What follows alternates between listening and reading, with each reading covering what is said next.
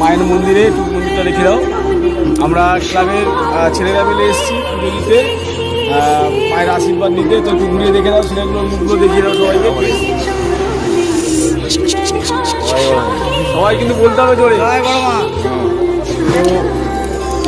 আপনাদেরকেও বলছি, যদি সময় পান একটু এই মায়ের কাছে এসে দর্শন দিয়ে যাবেন, দর্শন নিয়ে যাবেন, আশীর্বাদ নিয়ে যাবেন।